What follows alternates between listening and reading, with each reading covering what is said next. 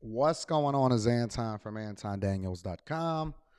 I appreciate you guys for continuing to rock with me. We are in the building. It is Monday, May 8th, 2023, year of our Lord. And we are back in Detroit, kicking it, doing what we do. Happy to be back in the studios in downtown Detroit, having a great conversation with you guys. Looking forward to an incredible week. I want to give a special thanks and shout out to everybody that tapped in for the Patreon meetup this weekend. It was absolutely awesome. Shout out to everybody that tapped in for the Patreon meetup this weekend. Um, incredible. Absolutely incredible. You guys showed out. You showed up. You showed out. We wound up being at capacity, but everybody came in and had a good time. Some of you guys flew in. Some of you guys were from the area or were within a certain radius of the area, and we had a ball. My dog Charleston came through. I gave you guys hopefully some gems, and I had an opportunity to kick it with everybody. My dog Quentin was there. We brought Q with us. Rita was there, my wife. My dog Charleston was there. We had been working all that previous night, and then we got up and we was doing our thing at the Patreon meetup in Dallas. So it was incredible. It was, if you missed out, if you are a bag chaser, you know me, I don't really speak to the dusty dusties. But if you are a bag chaser and you missed out and you didn't show up at the meetup because we shut all events down, and here's the thing, it's such a cool time. You know what I'm saying? It's such a vibe, it's good energy. It ain't no kind of issues and problems. My dog gave me, well, he already had sent this to me, but I had told him that I was going to be wearing his gear this week. It's called Lamb of God Couture Clothing, and I think that it's a dope brand. I actually got on the joggers along with it, so it's absolutely awesome. But we had a great time. Ray Sean was there, Chelsea was there, Quentin was there.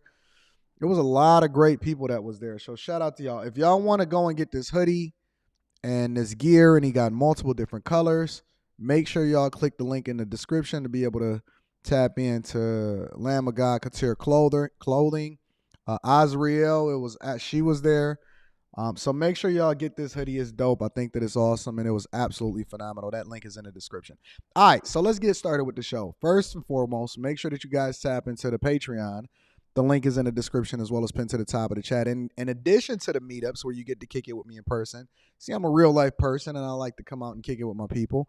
It's a ton of information in there for you guys to be able to tap into, including being able to see how I leverage different businesses, social media, different business outside of social media, real estate, and I give you the life hacks. I give you real life hacks, and I break it down from a C student's perspective so that you guys can implement it into your life and that you can actually level up with me. And not only do we do that, we show the receipts. That's what we do in the Bag Chasers. We make sure that we give the game, we show the receipts, and we rock out. Somebody said Lamb of God is a rock band. Nah, Lamb of God was Jesus way before it was a rock band. All right, a lamb is one of the purest, meekest creatures on the face of the earth, and it was a representation of what God provided in order to be able to save our lives. So let's not get it twisted. You know what I'm saying? We gonna call it what it is, and we gonna give God his credit first. All right, but before we really get into the show, make sure you hit a like for the YouTube algorithm, subscribe to the channel, turn on your notifications, and we got a ton of stuff coming up this week inside of the Patreon. So I will be releasing new videos, new footage. I might even drop a new webinar. But you never know. If you're not a part of the Bag Chasers, then I don't want to hear from you. You know what I'm saying? So let me give a shout out to a couple of my early super chatters, my first super chatters of the day. Good morning, people, says Christopher J. Salute to the Bag Chasers. Chris was there. Anton, thank you. And CW, Charleston White for Saturday. My wife and I had a great time. Can't wait for the next one. Shout out to Charleston. Shout out to Chris. He is an awesome dude. And now I see why you wanted that 3X. You know what I'm saying? Millennial Mark TV says, shout out to 80 and the Bag Chasers. It was a pleasure meeting you in Charleston this weekend. Shout out to Millennial Mark TV, my dog. I appreciate you and everybody else, all of the ladies. Y'all was awesome. It was a great time. All right. So let's go ahead and get started with the show without further ado. First and foremost, I want to give my thoughts, right? Really quickly. But specifically, I want to give them for a final time or a final moment. All right. Um, I know that the 1 year anniversary recently passed, and I am still in contact with a lot of different people that is associated with Kev, including his best friend Jeff. Um, I know that different people grieve and mourn differently. There has been a lot of live streams that is going on as it relates to Kevin. But let me give a little bit of a different spin before we really, really deep dive into the show. Okay. I am at a point in my life or at peace, and shout out to Aaron. I'm going to be reading super chats throughout the show. I am at peace with the passing of Kevin. I think that his work continues to live on, and a lot of different people that are taking and leapfrogging off of the things that he's blessed us with as far as his narrative, his rhetoric, his thoughts, his expertise, and even the way that he carried himself and presented himself to the general public. I don't think that you can. There will never ever be a replacement for Kevin Samuels. I know at one point it was a lot of different people that were having conversations, and occasionally I'll tap in because I'm always looking for new live streamers or not Patreon members, but new content creators that may not be as big, but I always look for them. And sometimes, depending on when it is that we catching things, people will ask the question and it'll say, "Who's gonna replace Kevin Samuels? Who's at the top of the manosphere?" Right? Shout out to Jason Whitlock. I caught a little bit of his live stream, or I caught some of his live stream last week. And shout out to Greatness to Work. I appreciate you reading super chat shortly. Shout out to Jason Whitlock. He did a live stream where he allowed for people and gave his thoughts on Kevin Samuels and different content creators.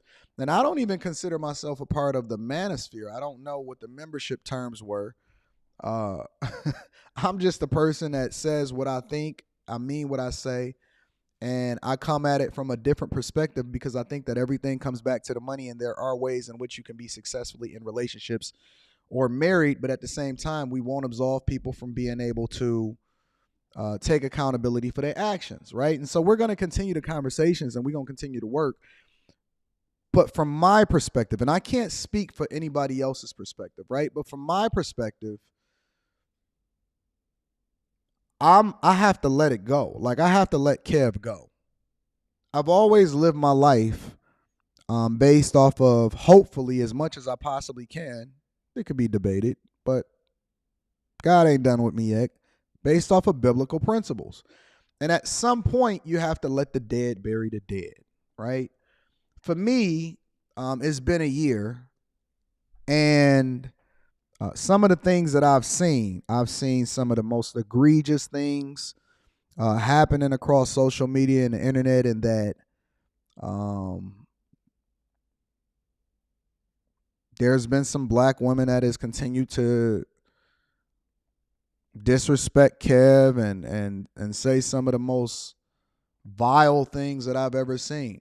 In addition to that, there's been some very, very simpish men that has done the same. They've acted like females and they've continued to say crazy things and throw that on Kev's name. Doesn't matter. Kev's work is going to live on long after anything that they say or do. And I don't think that they can ever eclipse what it was that he left people with as far as the entertainment, the insight, the information, and how he continued to pour into other people that he was associated with. Additionally, I see people that continue to stand up for Kev and say all of the great things about him and highlight the greatness about him and continue to carry on his work. And I think that that's awesome. I think that there's people that have said their piece and moved on. And then there's other people that grieve in ways in which they think it may take them a little bit longer in order to deal or process the fact that it's still unbelievable, even to me, that Kev is no longer here. For me specifically, I don't think that there's anybody that can ever replace Kev, and I don't think that there ever should be. In the same way, and I'm not comparing Kev to anybody specifically, but in the same way, it's never going to be another you. It's never going to be another legend. It's never going to be you are who you are. And there's not an opportunity when you're no longer here for somebody to replace you. It's just that life continues to evolve, and hopefully we take the insight and the information and there's never going to be another Martin Luther King. There's never going to be another Michael Jackson. There's never going to be a Michael Jordan, right? There's never going to be another whoever it is that you think has made an impact or left an impression on society. They are who they are, and they were who they were. And the thing about it is that you should never try to replace a legend. You honor them, and you continue to do the work, and then you add whatever it is that you want to add into society, hopefully leaving it in a better space than it had been had you not been here. Right? And so instead of people trying to replace Kevin, I think that they should take the lessons that they can, whatever it was that they can find that was good from him that he left us with, and create their own legacy. Like, you are awesome too. And that's one of the things that is the most impressionable and impactful, I think, that Kev left us with, is that we all still have work to do. His time was his time, right? And the amount of time that he had on this earth, he made his impact. But it's not about honoring Kevin and that we continue, for me, saying his name every day. It's more or less about what is the lessons that you can draw from it and then implement it and continue to build on that in order to improve in other people's lives. So for me, this hopefully is one of the last times that I ever have a segment in which I address my relationship with him, my thoughts on his legacy, and I'm letting the dead bury the dead, as the Bible say, and that I would like for him to rest in peace. I want his work to live on. I want his daughter and his family continue to be phenomenal. I love him forever, but I still got work to do. And so in order for me to continue to do that work, I have to build on what it is that I learned from him. And then we all impact the world in different ways that's unique for us, that God gave us our ability to do so. It's no point in trying to be like Kevin. Nobody can be like Kev. Kev is Kev. But you are who you are. You are unique in your own way. And until you continue to mine that out and find your way, if you look at Kevin's videos, forget what it is that he said, all right? Take a moment and forget what it is that he said.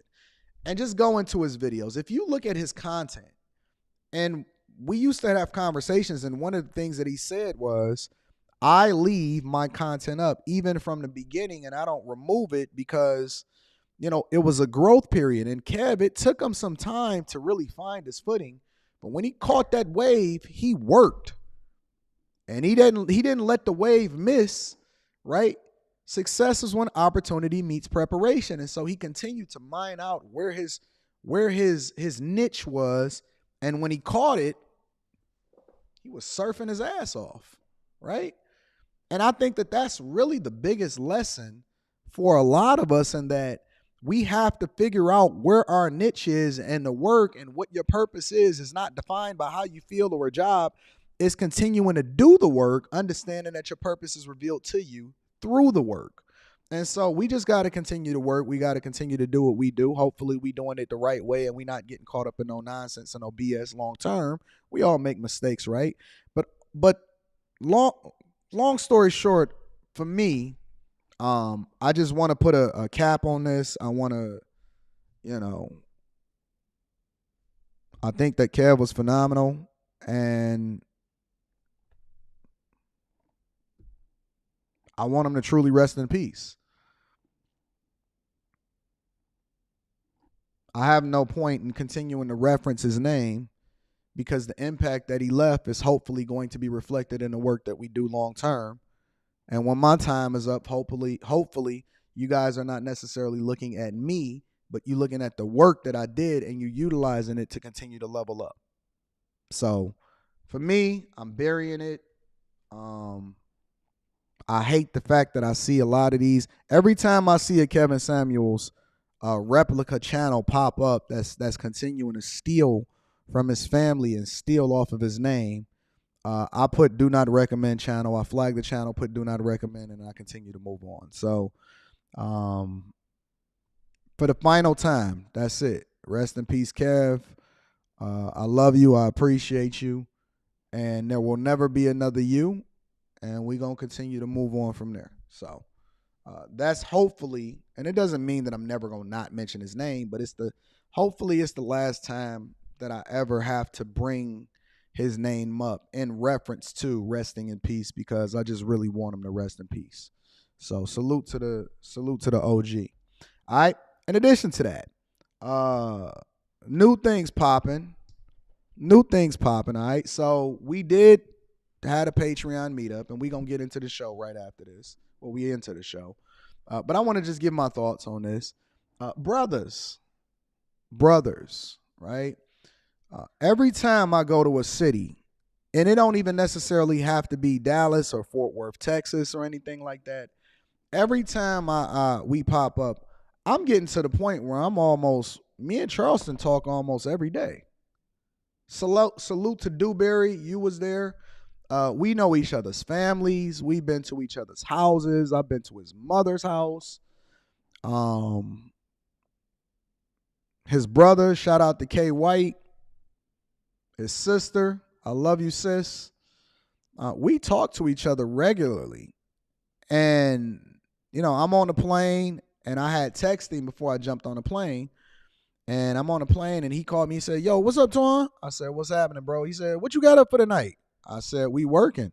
He said, all right, be there. Send me the address. And that's it. We don't spend no whole lot of time talking on the phone. We check them on each other. We rock out with each other, and then we catch that Addy, and we go to working. We get to working. We don't talk about money. We don't talk about nothing. The only time that we really talk about money is if we're trying to figure out how to mine this thing out from a business perspective, right? How can I pour into you? How can you pour into me?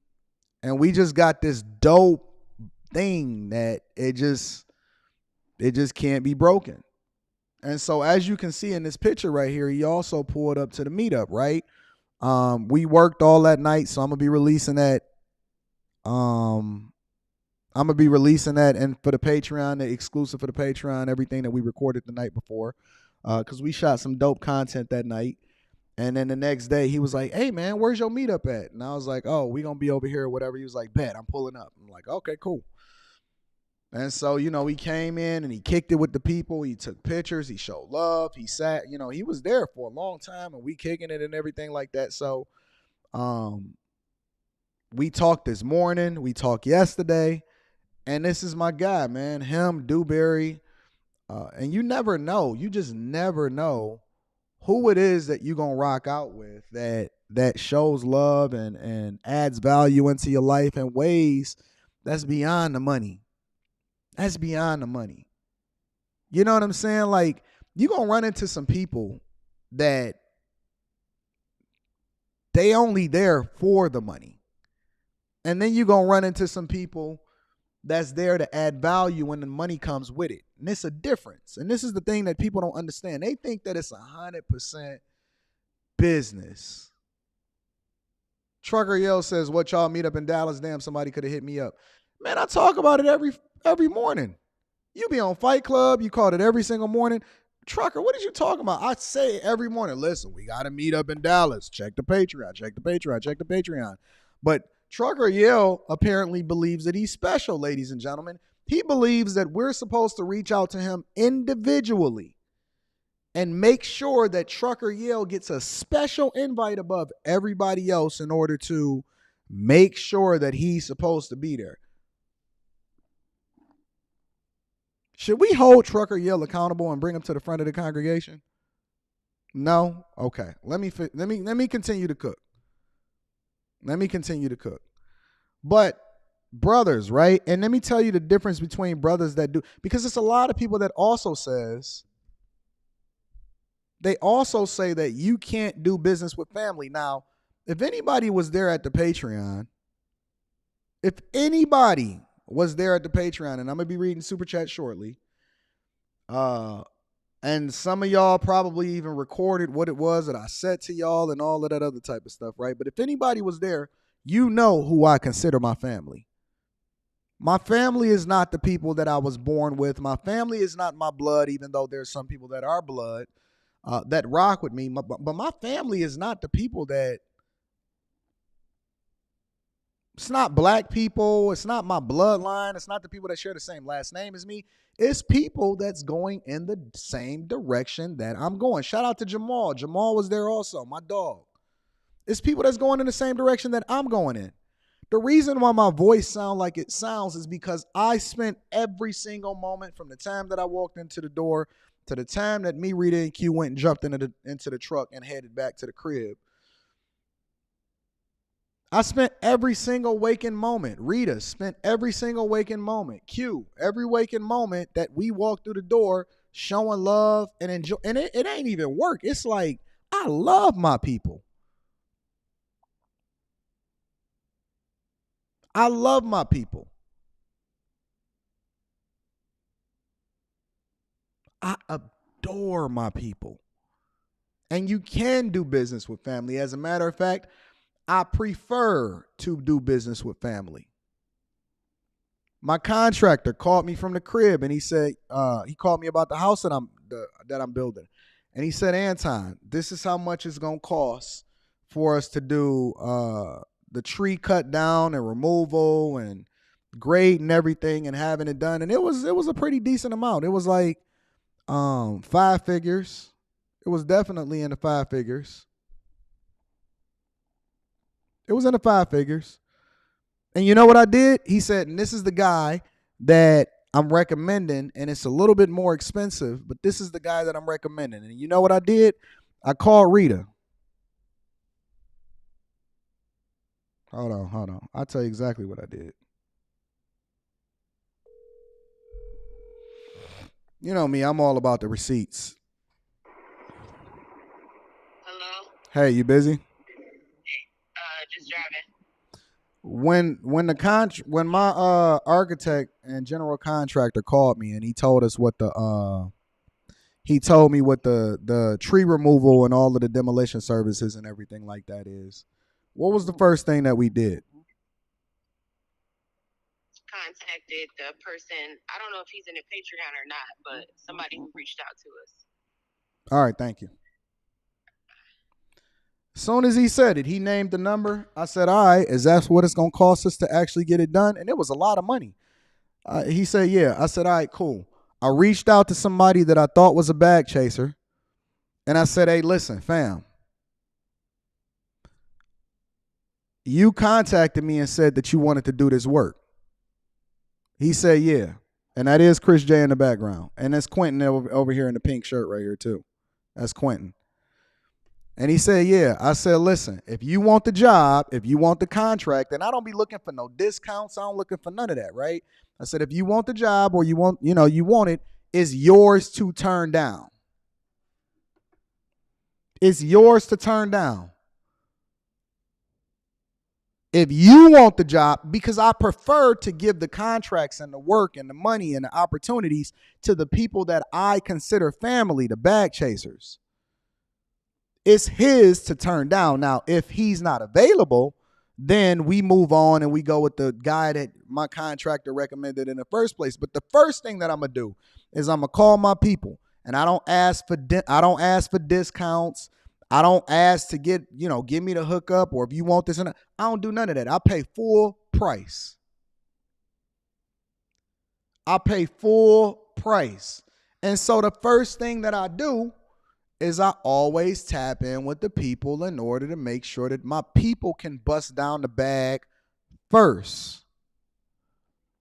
My people bust down the bag first. I don't put money into the pockets of anybody else until I find out that there's nobody else available for me to be able to send that money to. You can do business with family because family is the people. See, the problem is that you can't do business with the people that you identify as family because the things that you identify as family is bloodline, color, all of that other type of stuff. It's stuff that don't really apply to real life. It's stuff that's not actually relevant to what it is that you're supposed to be doing or really being on your grind and being in your purpose. But when you start to align yourself with groups of people that's going in the direction that you're going in, then you can start doing business with family because we all have each other's best interests at heart. This is why me and Charleston kick it on a regular basis and we have each other's best interests, but then at the same time, we always looking to add value into each other. That's business. We don't really separate the business from the personal because it is my business to ensure that you are successful and that you eat, or it's his business to ensure that I'm successful and that I eat and that I'm just as successful also. That's what family do. They look out for each other, and that's why we bag chasers. We really bag catchers, but bag chasers just got a different ring to it, and so we just gonna continue to work with that for a second. But the reality is that he don't ask me for nothing. He say, "Where you at? Let's pull up." And then when he called me, and he might be like, "Yo, Anton, we got this lady over in the community, and she trying to serve these kids, and she ain't got the funding that she need. What we gonna do for her?" And I'll be like, "Well, you just name me a number and then I'm gonna go ahead and wire it over to you, and that's gonna be the end of that conversation."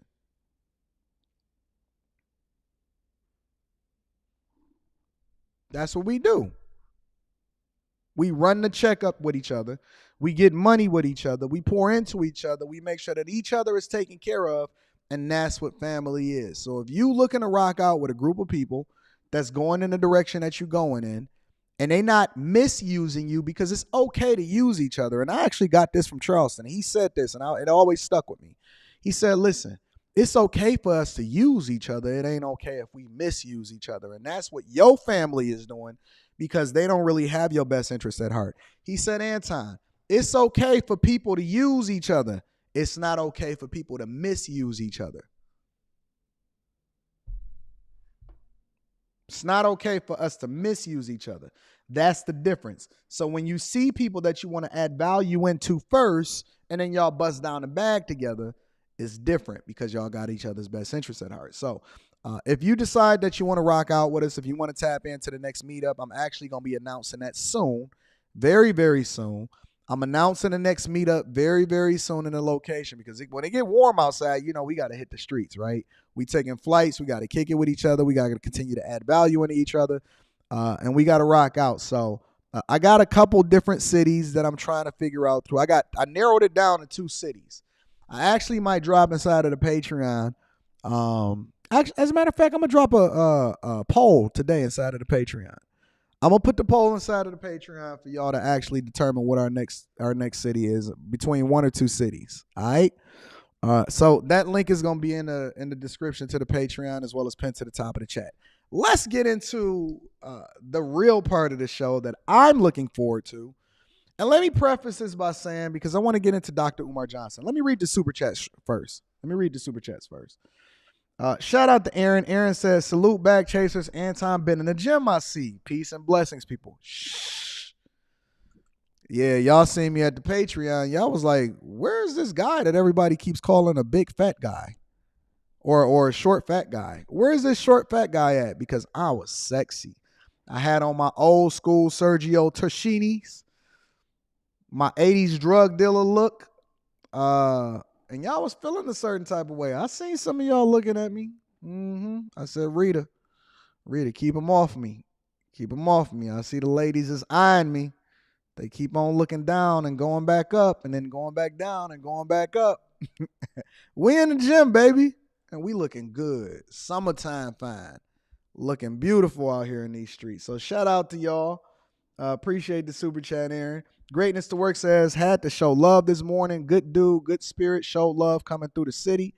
Good to see you. Keep doing your thing. Hashtag family."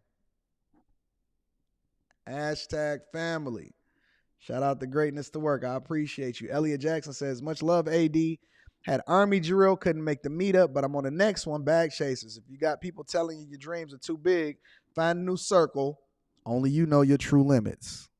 Only you know your true limits. I did have my Hoochie Daddy shorts on too. That is true. That is absolutely true. Derek T says they gonna pay to see you win. They gonna pay to see you lose. Oh, you caught that part of the speech, huh? Just make sure they pay you. Y'all giving my quotes out to the general public. That's supposed to be just for y'all.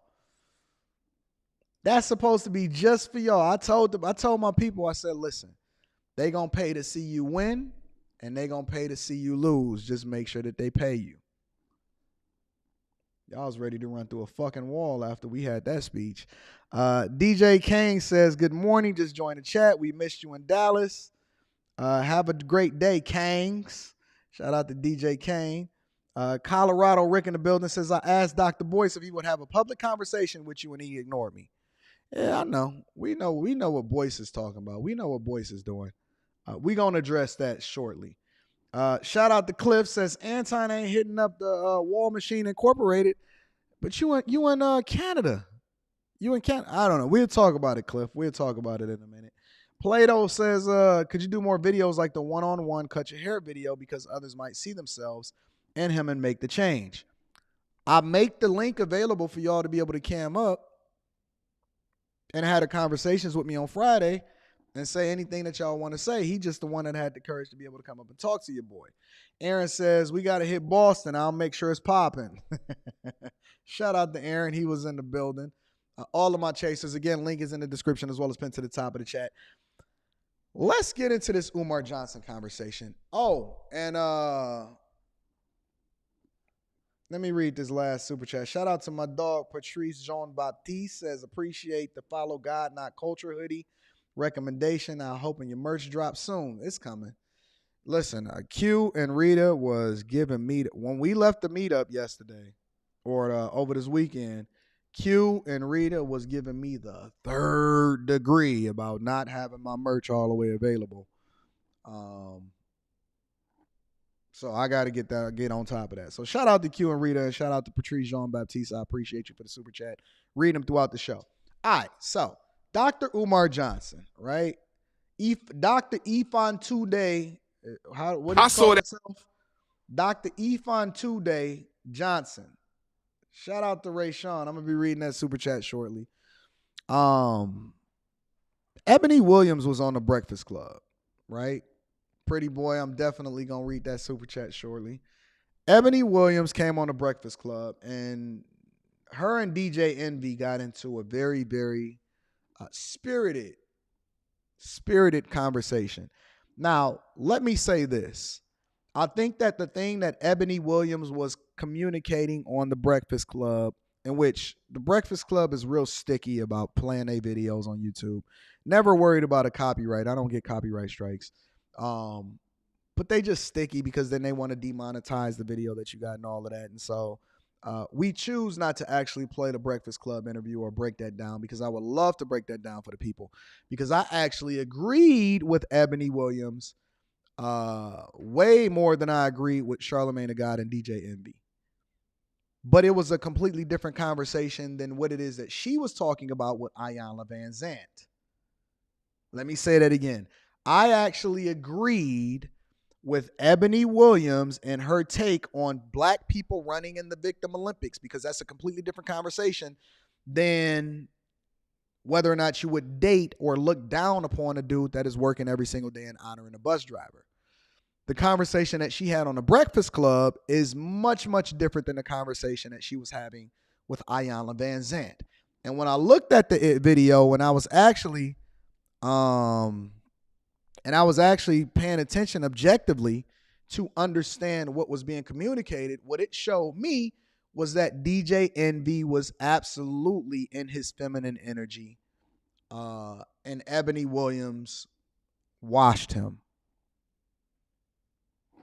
Let me be honest. I got to be absolutely transparent. I have not seen Dr. Umar Johnson's take, but the people sent it to me today. You know, I like to react to it authentically. When I looked at the Breakfast Club interview which is a completely different conversation than she was having about what it is that she said with Ayanna Van Zant. They went into, and this is how conversations happen. This is how conversations work. You start off on one thing, and then you go into different things, right? And it started to go into the standards among black people. And the reality is that she was absolutely right when it came to black people. Yes, she did move the goalposts. You are right, mega professionals. But we like to talk about where the goalpost is once we moved it.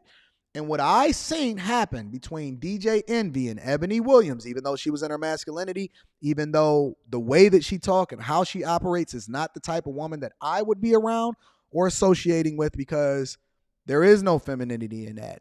Her passion and what it was that she was communicating was 100% correct. And the culture, and this is why I say it all the time, the culture in which we celebrate the most, the Victim Olympics, which is the thing that Envy was talking about, is absolutely trash.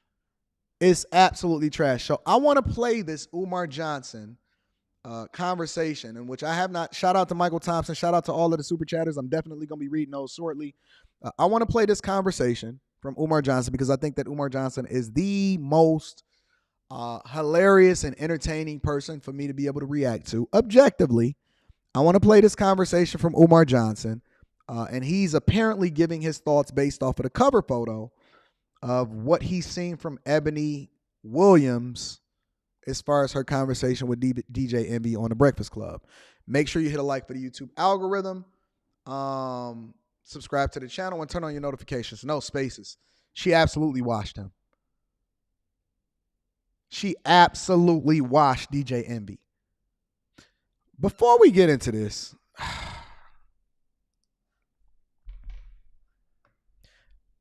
I am an equal accountability smoke giver, okay? And let me say this. Black men, it's a difference between being honest and objective and holding a woman accountable and being in your feelings. And this is the thing that we hold women accountable for on a regular basis. It's a difference between being in your feelings and being objective and telling the truth. The truth is much different than your feelings, right? And just because you feel it don't mean that it's true. And so men, and this is the true characteristic of a man and why it is that I think that Ebony Williams absolutely washed DJ Envy. You have to get out of your feelings, and just because somebody says something that you like or makes you feel good does not mean that it is right or it is true. The fact of the matter is that a lot of these people, including men,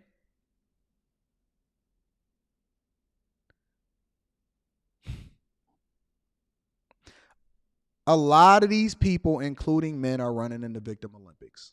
It's a fact. It just is what it is. A lot of these people, including men, are running in the Victim Olympics. And you know how I know? Because I see guys that, listen, just a little bit ago, right before inflation went all the way out the fucking ceiling, we had guys that was pissed at me because I told them that $40,000 and $47,000 is not enough to raise a family of four. And they was feeling some type of way about it because I wouldn't acknowledge their feelings. When we talk about reparations, we see people, and it's overwhelmingly men. Listen, I give y'all props. I am an equal accountability smoke giver. I got smoke for the women. I got smoke for the men when they wrong and they right. And I give props to the women and I give props to the men when they wrong and they right. The fact of the matter is, when we have these reparations conversations, it's majority men that's sitting there whining, complaining, bitching and moaning, talking about how it is that they feel and how I need to acknowledge whoever the fuck their ancestry are in order to really get them in they reparations. And I say, bro, you don't even know who your real daddy is. And then you start getting butthurt and feeling some type of way like you're going to pull up. And then I say, yeah, I'm coming to your city. I'll be there on this date, this date, this date. Make sure you show up and let's have a good time. And y'all don't say shit. Y'all don't say nothing. Y'all don't pull up. Y'all don't have nothing to say. Y'all ain't holding nobody accountable and none of that. So I don't want to hear none of this, bro. I don't want to hear none of that, bro. Like, the fact of the matter is, if you look at it, if The problem with people is that they're unable to remove how they feel about the person in order to make a true assessment about what it is that they're saying.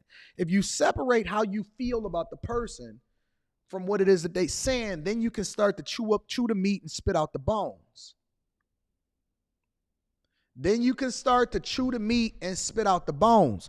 You can start making an informed decision and then saying, okay, listen, I can agree with Dr. Umar Johnson about where it is that he stands with regard to the alphabet community and how they hijacking whatever it was that was built on the backs of the civil rights leaders of yesterday. But then I can disagree with Umar Johnson about how it is that he panders to women specifically, because maybe those are his biggest supporters, especially when he's saying hit the Cash App. You have to separate how you feel about the person from what it is that they're saying. And yes, she moved the goalpost. Ebony Williams moved the goalpost when she was talking to DJ Envy. But the fact of the matter is, once that goalpost was moved and once they decided to get into that deep debate about that conversation, she was absolutely right. And she washed that nigga. She washed him. She washed him 10 times out of 10 because the only thing he was talking about is how he feel and how those specific groups of people patronize him and how they pay for his shows. But that has nothing to do with the facts. She was stating facts. She broke down, listen, according to this demographic and according to the wages, we are the lowest at the bottom of the bottom. And because we don't have these uncomfortable conversations, we are unable to pull ourselves out of it because we're unwilling to get out of our feelings and our emotions and start having conversations about what it is that are and our expectations for how we should set the standard going forward so that we can then get to that bag and become more powerful as a group and people will actually start to take you seriously. Now, did that have anything to do with whether or not she dating a white man or whether she would date a bus driver? Completely different conversation, and I absolutely 100% disagreed with her because I felt like her attitude was nasty when she was having that conversation with Ayanna Van Zandt, and then she doubled down on it, right after that. But that don't have nothing to do with what she was talking about with DJ Envy, and he was in his emotions. And because he was feeling a certain type of way and she wouldn't acknowledge his feelings, he more or less identified with a group of guys that feel a certain type of way instead of leaning into the results. And that's just the facts. So Darius will want me to look at his comment. Let's look at it. Let me go up. You wrong as hell. You know it. So what do you think about the working class? Man, fuck you and suck my dick, nigga. Fuck you and your job. Now what? Now what? Fuck you. I don't care about your job, nigga. You don't need no acknowledgement from me to do what it is that you need to do to feed your family. That's your reasonable service. You don't get points, nigga, for going to work every day. Don't you want to eat? Man, fuck you and your job. I hope they outsource you and they give it to somebody over in India. Now what? Now what? I don't give a fuck about your job, and you shouldn't give a fuck about mine either. What you want, acknowledgement? You want a cookie? You want a cookie, Sedaris? Will? You want a cookie? You want to feel good about yourself? You want me to give you a gold star on your forehead, bitch? Man, do your job and go home and feed your fucking family. You don't need no acknowledgement for somebody for your job. Man, fuck your job and fuck you too. I don't care nothing about you or your job, bro. Yeah, just like I thought. And just like I thought. Now what? You care about my job? You want to know where it is that I work every day in corporate America? Huh? You want to give me a cookie? You want me to feel good about myself? You want to give, hey, good job, Anton. You want me to give a slap on your butt? You want me to give you a diaper too so you can piss on yourself? And then you want me to change it for you too? You a grown fucking man. I don't give credit to women for going to work every day. That's their reasonable service. That's their reasonable service. You supposed to be able to take care of yourself. You an adult. Because you know how to type in this chat right now, and because you able to get on this live stream, that means you an adult. You want a cookie for doing what you supposed to do? Drive your fucking bus, sweep the fucking floor, go and take care of your business. Whatever it is that you do it. And do it well. And do it with a fucking smile on your face. And when I see you, Sedaris, I want some fucking cookies and I want my fries hot. I want my fries hot. And I'm not going to thank you for doing your job. When I see you, I want my burger and my fucking fries hot, nigga. ASAP. Now what? Do something. You want me to make you feel good about it? Hun, little man? What's wrong with you niggas, man? So tired of y'all being in y'all emotions. Oh, yeah, acknowledge my job. Man, drive your fucking car and come and pick me up and take me to where I'm supposed to go. I paid you, didn't I? Fucking black men is always in they fucking sensitive feelings. Man, grow the fuck up. Dummy. Look at this idiot. Just extra. Just extra. We don't do the victim Olympics over here. We don't do victim Olympics. Nobody feels sorry for you. Whatever it is that you feel it alone and by yourself and go into your fucking prayer closet and pray to God that you can get out of your sensitive ass feelings so that you can start to get to the bag. Damn. Now we can get into the Umar Johnson. Now I'm feeling good. I was dragging a little bit because I had to take a flight and I was like still jet lagged. But I'm feeling good now. I'm feeling incredible. Now we own it. You don't see me sitting here calling into corporate America saying, oh man, I'm feeling, acknowledge my feelings. No, it's time to get to work.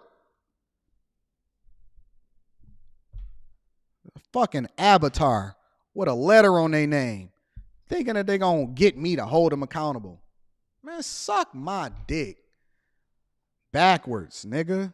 And yes, I said it just like that. Just like that. No edits, no none of that. Just like that. Do something. Type hard in the chat. Go and do a reaction video on your trash ass channel, nigga. I don't know why they want me like this. Why do they like me like this? I want to get into the Umar Johnson video. I'm going to be reading super chat shortly. All right. Good grief. Let's get into Umar Johnson. Reading super chats. Thank you guys for rocking out with me. Let's continue into the show. That sister on the Breakfast Club this morning. What's her name? Erica K. Williams. What's the sister who was on there with Charlemagne and Envy today? Very well-spoken sister. What's her name? I seen her. What's the sister's name, brothers and sisters? Ebony. Ebony K. Williams. Well-spoken sister. She made some great points, but dear Ebony, that's not what you was talking, sweetheart. That's not what you was talking. You was on some talented 10th bullshit, and you tried to take it back to the community this morning, sister. See, we can't talk out both sides of our mouth. Hey, somebody tell me what talented 10th is. What is the talented 10th? What is the talented 10th? I did say I was going to try not to curse. I didn't say I was going to be successful at it, Sandy. I said I was going to try. Try. God ain't done with me yet. What is the talented 10th? What is the talented 10th? Somebody give me that. But he said, listen, you made some great points. He said you made some great points. He said, but you moved the goalpost. Right now, I'm 100% in agreement with Dr. Umar Johnson. The conversation that she had on the Breakfast Club is completely different from the conversation that she was having with Ayanna Van Zandt. But once she got into that conversation, she was absolutely correct. So right now, I agree with the doctor. Mouth. We can't talk out both sides of our mouth, sister. We can't talk out both sides of our mouth. I didn't disagree with much of what you said today, but that's not what you said the other day, sister. He's 100% correct. That's not what she said the other day, which is completely different. Somebody said the talented 10th is the most successful black people to develop the community. So basically, it's a group of black people that's highly educated and successful. Okay, so he's saying that she's speaking like that. Well, what is she supposed to speak like? But right now, he's 100% correct. The conversation that she was having It's completely different than the conversation that she had on the Breakfast Club. But once she hit the Breakfast Club, she was on fire. She was spitting that real. I got to give her credit. Was talking down to working class blacks. You are a bourgeoisie. You are a bourgeoisie feminist, and I hope to God you wasn't engaged to a white man, because I thought somebody said you was engaged to a white man. Now this is where we wrong. This is where he's wrong. I did not see, and maybe I just need to go ahead and do the demonetized version and break it down on the Breakfast Club one of these days of the week or something like that, separately from the Millionaire Morning Show. I did not see her break down or talk down on working class citizens. I see you, Spaces. I'm going to be reading your super chat shortly. I did not, just because she called people out on a BS does not mean that she is talking down. Maybe I'll do it on Rumble. Ooh, I can do it on Rumble. That's true. I didn't see her talking down on working class citizens. I did not say that. Just because she said, listen, if I say that black women is largely the most enrolled but make the least amount of money of all of the demographics that you can identify within the United States of America, that's not talking down on black women. It's the truth. Now, that does not also put all black women in that same conversation. But what it is it's identifying the issues within the community. Instead of leaning on the truth, a lot of times we lean on our feelings. Just because you feel a certain type of way, don't mean that I have to acknowledge how you feel. Fuck your feelings. And so he was right in that the conversation is completely different than the conversation that she was talking on with Ayanna Van Zandt. The other side of the equation is that it's not bourgeois.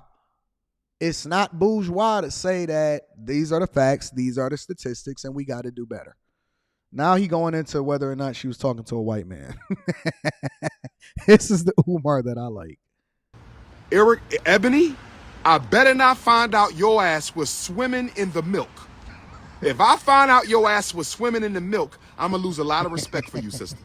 Because what that tells me, if you were with a damn Neanderthal snow puppy, then you're telling me at the end of the day, you are trying to condemn black men to justify dating white.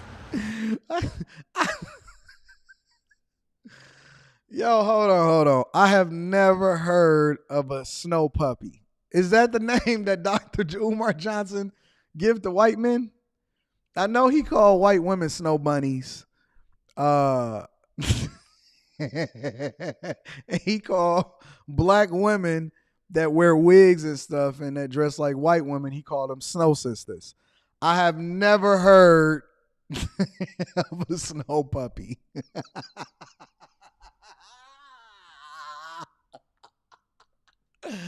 Oh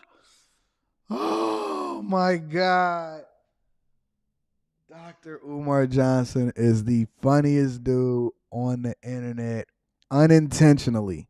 He's not even trying and he's doing it successfully. I'm going to be reading super chat shortly. He called them he said they were Neanderthal snow puppies. Hold on. The milk. If I find out your ass was swimming in the milk, I'm going to lose a lot of respect for you, sister. Because what that tells me, if you were with a damn Neanderthal snow puppy...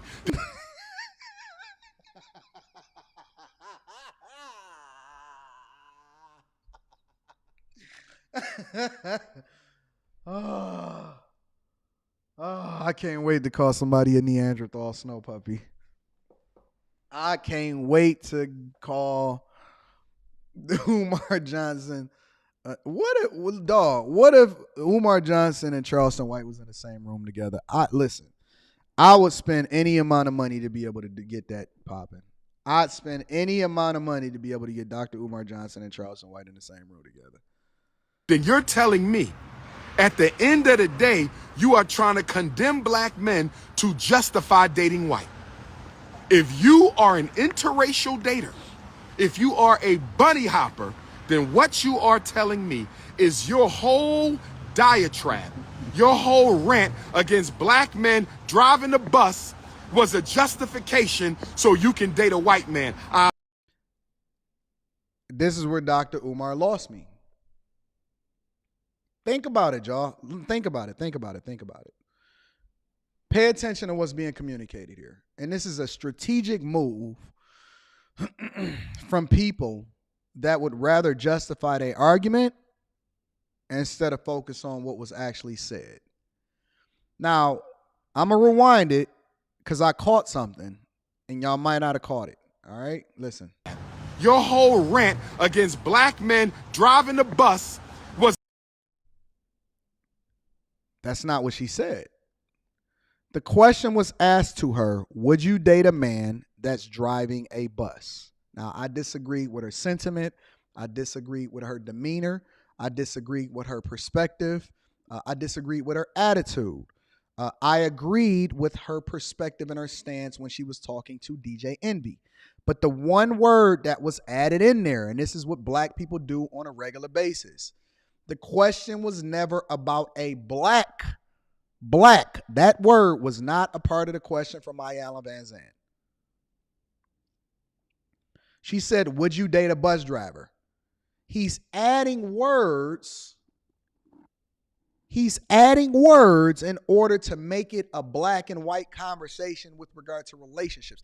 And this is the thing that makes it disingenuous. You can't add words into a conversation because then it changes the entire narrative. If we're going to have a conversation, then you have to have it in truth first. You cannot add words into it because that is not what was communicated. Listen, if we're going to be objective, then we're going to have to be all the way objective. You can't change it into what it is that you want it to be because you feel a certain type of way. She never said or was asked anything about a black bus driver. Let's just be real. Let's be 100% real.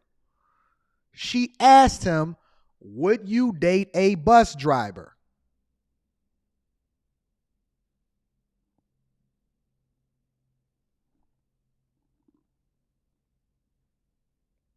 He's doing the same thing that he's accusing her of doing and moving the goalposts. Listen, he identified it correctly in the very beginning of this conversation. He said, listen, you moved the goalposts, Ebony. That's not what you was saying when you was talking about Ayanna Van Zandt. You went into a completely different conversation when you was talking to DJ Envy. Facts. That is 100% facts. It's two different conversations. She's passionate about black excellence. She made her point on that, whatever it was, whether you agree with it or disagree with it. Would you date a bus driver? That's a completely different conversation, whether you disagree with it or agree with it. When he, not she, combined the two, then it changes the dynamics of the conversation. You can't add how you feel into it. She did not talk down on black bus drivers. That is just a fact. And now, in order to justify his argument and then to get black people riled up, what they do is then they say, and you bet not be talking to a white man and this and that and this and that. And they start going into their personal life.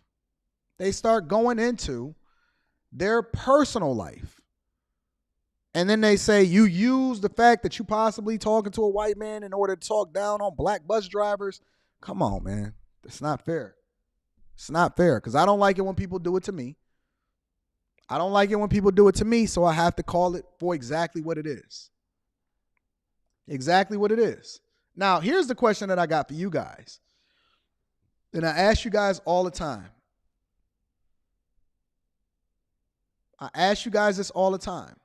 Shout out to Cliff Williams and all of the super chats. I'm going to be reading it shortly. Can you be pro-black? And this is the thing that I see divide pro-blacks on this side and pro-blacks on white on this side. Can you be pro-black? Can you be pro-black and date white or date outside of your race? Can you be for the progression of a specific group of people and date outside your race? Here's another question. Let me throw another wrench in there. Can you be pro something without being of that? Can you be for the advancement of black people and not be black? I'll give you another example, right? Some of y'all saying yes, some of y'all saying no. Okay. Were the Freedom Riders pro-black? Because they were going through and suffering the same fate of other black people that were riding on that bus. See, y'all all divided in the chat right now. Some of y'all saying no, some of y'all saying yes. Okay, cool. Was the Freedom Riders that weren't black, were they pro-black?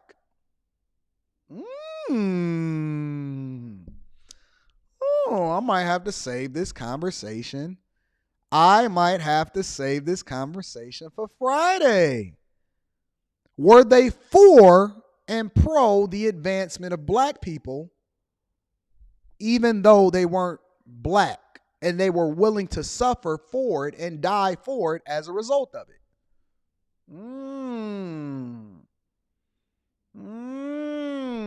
I see a lot more yeses in there now.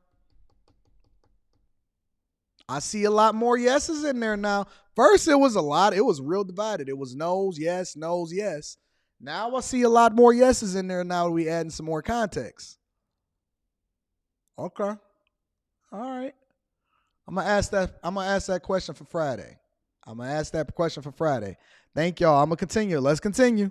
It's a justification so you can date a white man. I hope that ain't the case. You spoke well today, my sister. You still didn't deal with collective work and responsibility, though. I still heard a lot of Eurocentric individualism. And I don't know where you've been getting your reports from, sweetheart, but we got 2 million Africans with college degrees unemployed. Because you was doing a whole lot of pushing college. Today. Like it's some form of upward mobility. I'm sorry, Sister Ebony K. Williams. College is not an opportunity for 21st century Africans. It absolutely is. And see, this is where we disagree. He's 100% wrong. He is 120% wrong. It is a statistical fact that people with a bachelor's degree make well over $1 million in their lifetime more than people that only have a high school diploma. This is a fact. It is. You can go to ChatGPT. You can Google it. You can go and look in any whatever it is that you want to look at. I don't know who or what it is that he's looking at. I don't know what he's talking about, but it is a statistical fact that being educated puts you in a completely different conversation. Now, the context of the conversation, and this is the part that he don't want to talk about, is what is your degree in? Because it's not just about having a degree. Specifically, Patrick Bet David, we broke down his video where he was talking about what the difference is between people that are in certain cultures, especially the Indian culture that are over here in the United States of America, and why they thrive so much. They push them into STEM fields. Okay? They don't give them the option to go into basket weaving degrees. They don't give them the option to go into liberal arts and dance, and you got a degree in social work, and you spent $120,000 getting a master's degree, but you're only making $50,000 a year. The context matters, and when you start to study other groups, you will find that that statement is not only false, but then you have to add the additional context in order to really mine out why a lot of people are still working at McDonald's, but they have a bachelor's degree. So you can't just look at it in a vacuum and say, okay, well, yeah, it's 2 million people that's not working right now.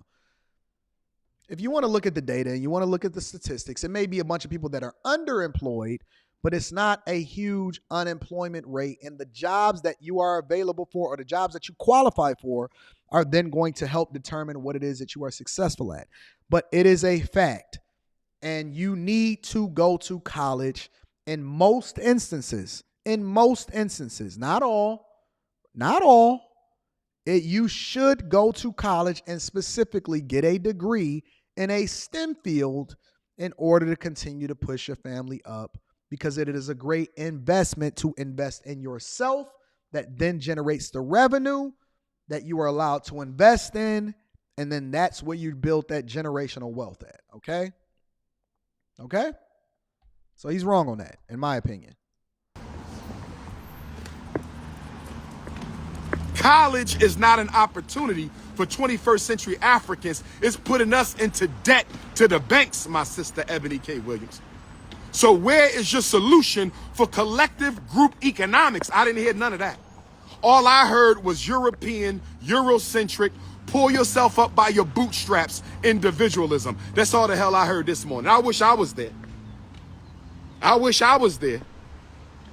I wish I was at the Breakfast Club today with Ebony K. Williams. I had a few comments and questions for my sister. You would have got watched just like yes. No disrespect. I love my sister. I love my sister. Don't get me wrong now. And she said some good things today, but she departed from the original narrative she was pushing on our working class Africans the other day. She departed from her attack on black males with blue collar jobs. Ebony K. Williams, do you know that you got plumbers who make more money than doctors? Ebony K. Williams, do you know you got carpenters who make more money than surgeons?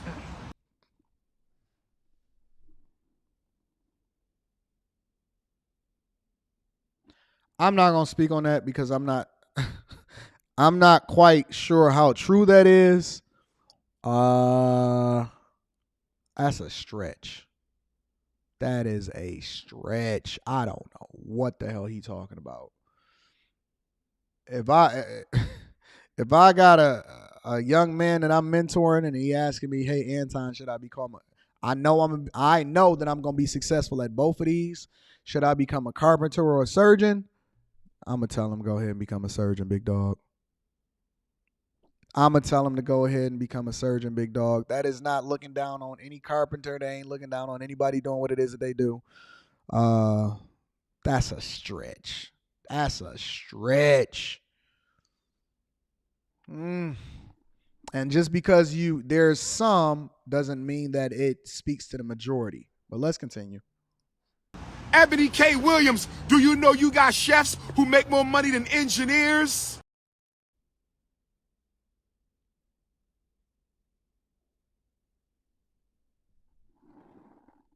He might have to step away from his phone right now.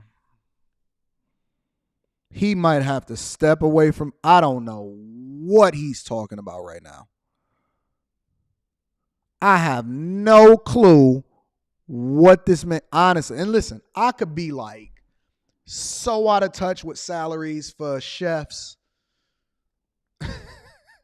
I could be so far out of touch with salaries. And what type of engineer? You know what I'm saying? Come on, man. Come on, bro. Come on, man. We going off the reservation right now.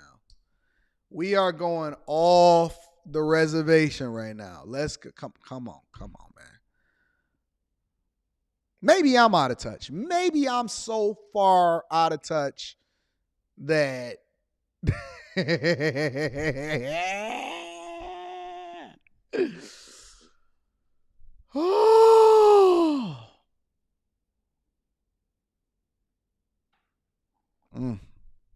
Let's continue. You got plumbers who make more money than architects. I think you got to go look at your census data, my sister. Hold on. We ain't got to sit here and argue with this. We ain't got to sit here and argue. There's no point in arguing.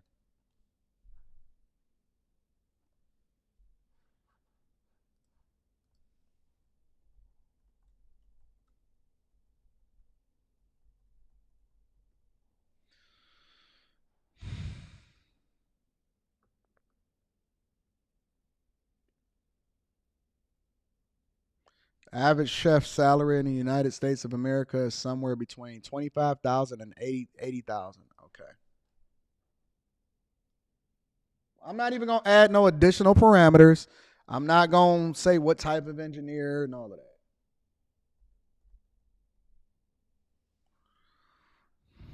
That's a big difference.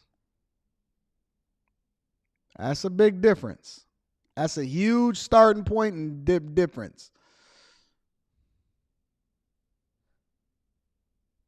The data would say different. The data on average would say a little bit different. And here's my point right here, guys. This is my point right here. You cannot lean into your feelings. You cannot lean into your feelings in order to try to justify your argument.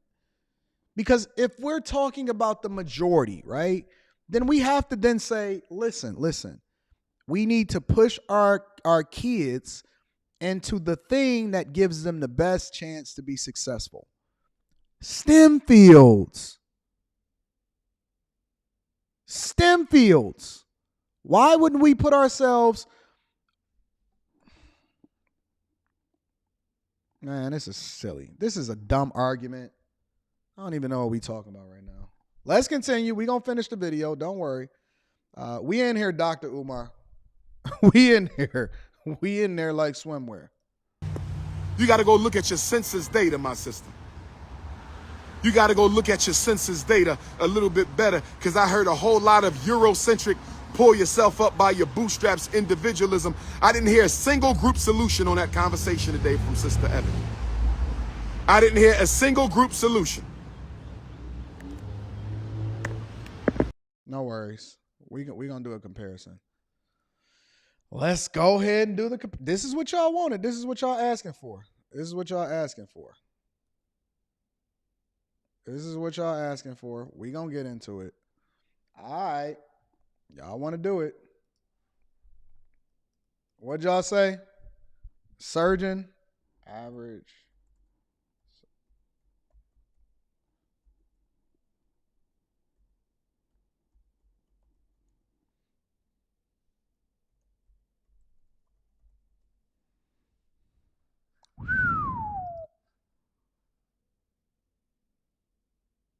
Average surgeon salary, somewhere between $300 and $580 per year. That's the average salary estimate.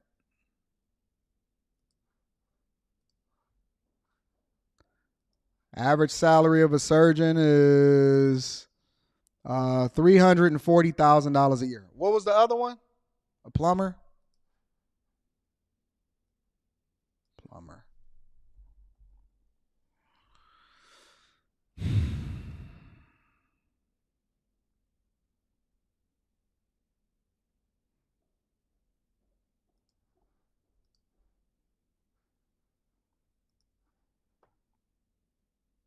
Experienced plumbers average about $95,000 a year. I don't know what we talking about. I have a friend that is literally a neurosurgeon, and I told y'all about him because I actually sit next to him at the basketball game, and this motherfucker paid off like $500,000 in student loans in a year. He paid it off the same year that he first became a surgeon.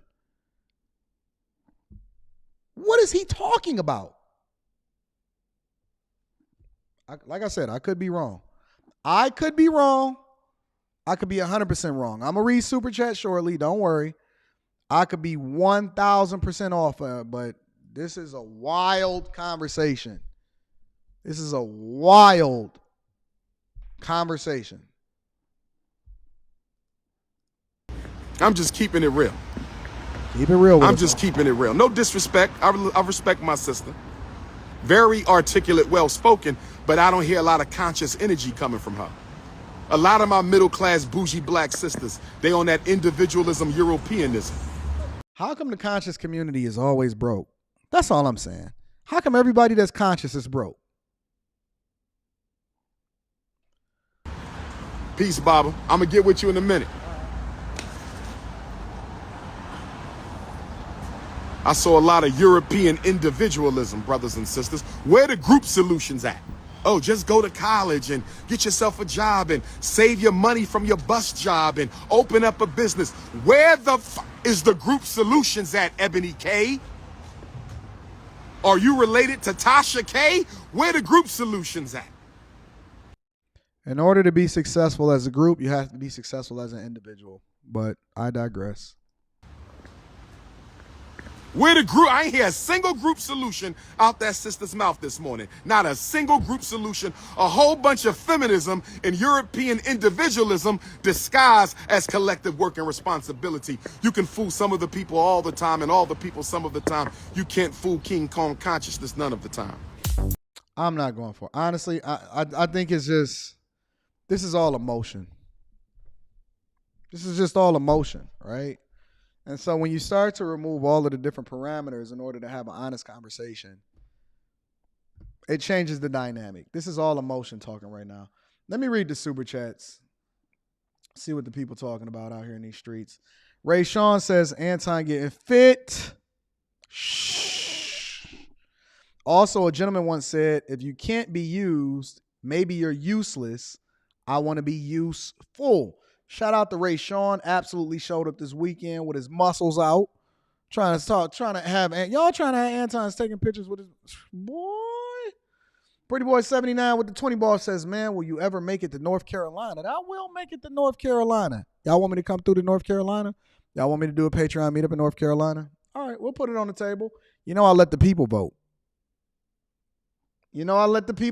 Shout out to Pretty Boy 79. Big Boy 5218 says, this Ace again, homie. Still waiting on my email. When can inboxing your IG now? Keep being great, King. All right, Big Boy 50. Is that the name that you email me with? Big Boy 5218. Also, and let me say this also. When y'all do y'all emails or y'all profile pictures or whatever, and this ain't got nothing to do with you, Big Boy, because I don't know what your email address is. Y'all got to hit me with something different. Y'all can't hit me with, I'm in my feelings getting hit from the back, sexy98@gmail.com. Y'all can't hit me with that. Y'all can't hit me with the Justin Timberlake's biggest fan @gmail.com. I loved NSYNC when I was young, 62. Y'all got to get me. Y'all gonna have to be more professionals with y'all emails. That's just my personal opinion, though. Shout out to Big Boy. I'll be looking for your email. Michael Thompson is in the building. Says, pleasure to meet you, Anton. The first thing you said to me was that I look like your brother. Yes, this dude looked just like my oldest brother. Had a blast, fam. Shout out to the Patreon members that showed up to the meetup. Link to the Patreon is in the description as well as pinned to the top of the chat. Lawrence Warren says, I skipped watching Umar's reaction because I wanted to consume that in this space. Smart man. Trenton Strickland says, had a great time at the meetup. The speech made me get up earlier than usual. Couldn't wait to get back to work. Shout out to all of my Patreon members and my people that don't make excuses on what it is that they do for a living, but absolutely continue to grind. Brock says, E.T. taught me to get out of my feelings a long time ago, back when he was dripping. Thank God it's Monday. Shout out to E.T. I love E.T. Every week. Feelings get you in trouble too often. Jawan Hart with the 10 ball says, I feel like Ebony was being disingenuous on the Breakfast Club. I agree with what she said, but the reason she was there was basically because she didn't want no scrubs. Facts. I don't disagree with that. But once Envy started engaging her in a conversation, you can't remove it. They there now. Let's get it in. Make sure you put that cheese on that burger too. Oh. Nate says, appreciate the real talk, Anton. These people want us to feel like it's okay to not be successful. We don't believe in that. We're going to continue to run that check up. Michael Moore says, chill, AD. I ain't charging. The swear jar, always love. Shout out to y'all for giving me a pass on the swear jar. Just give me a week. Give me a week to get my life together. And then I won't swear as much anymore. Shout out to Elijah with the 50 ball. Say, hey, Anton, love your content. What's the best way to get a virtual meeting with you? Email me at antondaniels413@gmail.com. Email me at antondaniels413@gmail.com, and we're going to get y'all popping. Shout out to Elijah for the 50 ball. I don't ask for super chats. I don't ask for cash apps, but I do appreciate them because that shows that you guys appreciate what it is that we're doing over here on this platform. Absolutely love. I love y'all. Spacer says you owe the whole chat $20. Hit the cash app 3 times. Ventures LLP with the 10 ball says, can you speak on how to deal with your significant other when you're having to focus on building a company and the time it demands? She said she's ready, but I can already tell she's feeling some way. Listen. It's a couple different ways that you got to deal with this. But one of the factors that I'd have to know is how far into this relationship are y'all in? You saying it's a significant other, and that means that y'all married. How long have y'all been married? I largely believe, and let me just give you the general idea of what I think. I largely believe that you focus 100% on you. You don't focus on what it is that she wants. Your job as a man is to focus 100% on what your purpose is and focus a minimal amount of your energy on what it is that they think that you're supposed to do. It doesn't mean that you can't take good counsel. It doesn't mean that you can't take into consideration what they say, but you're going to have to focus 100% on what you're supposed to do. Now, the other part of that, you say 3 years, okay, bet. The other part of it is this, right? It does not mean that you don't know how to communicate and bring them along with you and helping them to understand why you're doing what you're doing. All right?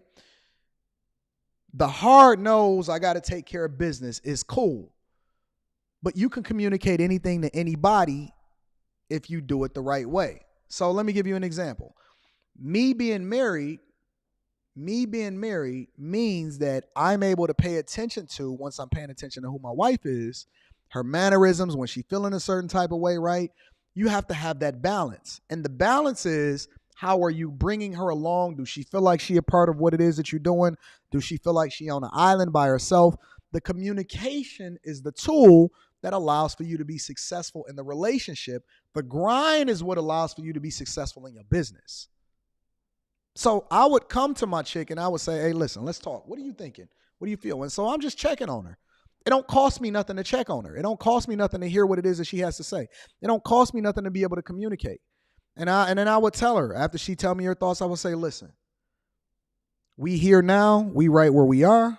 But let me tell you what I know that we going to be at in our future. And you ain't never going to need or want for anything. And I need you along this way. I need you on this ride with me, baby. I need you. Listen, whether you believe it or not, or whether she believes it or not, she's looking for somebody to give her a vision.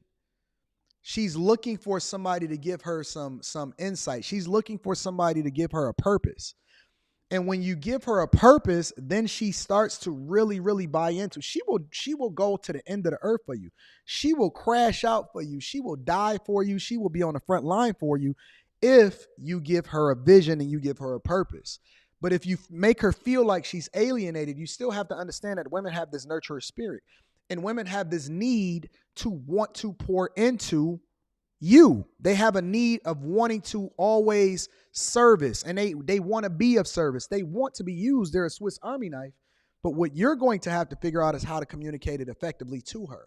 So you still supposed to be on your purpose, and you still supposed to be on your grind, because she's largely going to be the beneficiary of your greatness.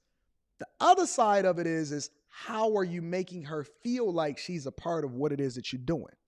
And so it's the communication that bridges that gap. And so you're just going to have to identify. It's almost like your employees, right? If y'all building this company and you taking care of business and they working all day, they're going to get tired. They're going to start feeling a certain type of way, right? The other side of it is, how do you galvanize them? How do you make them feel like they are part of what it is that you're building? How do you keep them on that vision? How do you keep them focused? When you ask yourself that question, it's the same way as far as how it is that you're dealing with your spouse and communicating with them. All right, so that's what I would say to that. Shout out to that. That was a phenomenal question. I like those type of questions. My dog, Persevere Data TV, said it's clever because puppies chase and bark after bunnies. Oh, the snow puppies. I like that. Bilderberg Boy 9MM says, top of the morning at work swimming in the milk. Let me see what else we got. Cliff says, geography is a B. I just want to add value, bro. Shout out to my dog Cliff. I'm going to hit you up on WhatsApp today, big dog. Justin Peterson says, John Brown is the realest dude in American history. In my opinion, y'all tripping. Shout out to Justin Peterson. Aaron says, Frederick Douglass married a white woman and Umar Johnson claims that he's the descendant of him and praises him. Sounds contradictory to me. Philip Sadiq with the 10 ball. This dropping off in the plate. I appreciate you. Oh, snaps. Tony Williams is in the building, says, you're exactly who you portray yourself to be online. I respect the man of his word. Here's 100 for keeping it 100. I appreciate you. Hold on. Let me blow this one up. There's just a lot of people that talk a lot of shit behind avatars online. We just seen one probably about 20 to 30 minutes ago. You're exactly who you portray yourself to be online. I respect the man of his word. Now, I'm not going to tell y'all or say what it is that I said or me and him have conversations about, right? Here's 100 for keeping it 100. I appreciate you. I want to know how many of y'all is actually who y'all say y'all are when y'all show up. I want to know how many of y'all actually show up in real life, let alone is exactly who it is that you say you are. Because I see a lot of these people in real life. I see the content creators. I see the people that say that they showing up in a chat and all of that. And you know what the funny part about it all is? They cower in real life. Anybody can say anything on the internet, but when you meet them in real life, listen, you gonna know about their energy. You gonna feel their confidence. You gonna hear what it is that they gonna say. You gonna see what it is that they gonna deliver on. Anybody can say anything to you on the internet. Anybody can say anything to you on the internet. Very few people follow through. Very few people is who it is more of who they are on the internet in real life. Don't let these dusty motherfuckers say anything. Don't let them say anything to you because I am what I am. And I show the receipts. And I show up in person. Shout out to you, Tony Williams. I love you, bro. I appreciate you. You know I got your back. You know I got your back in real life. Not none of this internet shit. In real life. And Quentin is real in real life too. I see you in the chat. Let me read some more of these super chats, then we're going to continue with the show. Accountability partner is in the building. I appreciate you. Ronnie Robinson says, good morning, Mr. Anton. Hope all is well. Dr. Umar is somewhat right. He is using the exception, not the majority. I agree. You're 100% right. He's using the exception, not the majority, to the rule to hammer his point. Also, Durham is not bad for a meetup. Rita, add that to the list. Add Durham to the list. Let's see what we got. Corey Mitchell is in the building, says, had a blast at the meetup. Everybody said I look like Charleston White. Thanks for the real estate tip. They did. They absolutely did. Ross says, meetup in Dallas was dope this past weekend. Speech you gave sitting on the bar was legendary. I'm the only person in the world. The only person in the world that's going to get on the bar in order to make a speech. They ain't tell you about that. I'm the only person that's going to get on the bar. Manager was rocking with me. Manager was walking back and past me. She's like, yeah, I guess this is what it is. Manager, the DJ, everybody was like, yeah, we rocking out. I'm the only person that's going to get on the bar in order to do what I do. Let me get this punk ass motherfucker. I'm not feeling like dealing with Dusties today. So we're going to continue to get the cornballs out of here so we can listen. When I told y'all at the Patreon, I said, listen, I don't do it for the 99. I do it for the 1. I don't do it for the 99. I do it for the 1. So this is what we going to do. We got no mercy today. No mercy today. No mercy today for the Dusties in the chat. Joseph Francis says, when you hit New Orleans, we was talking about New Orleans. I'm actually probably going to hit Biloxi, and then we going to tap into New Orleans because New Orleans is like an hour away from Biloxi, but we doing what we do. Elliot Jackson is in the building, says there's a vast difference between being materialistic and just wanting nice-ish. I don't think a lot of people understand that, especially blacks. Usually I let people rock out. Rock out what they cock out. Today I'm cutting people off. I'm feeling ecstatic today. I'm feeling cut off-ish. All right, make sure y'all hit a like for the YouTube algorithm, subscribe to the channel, turn on the notification. I'm definitely going to continue to read super chats throughout the show. Let's continue, y'all. Let's continue into the show. All right. I want to get to the money. Shout out to Greatness to Work.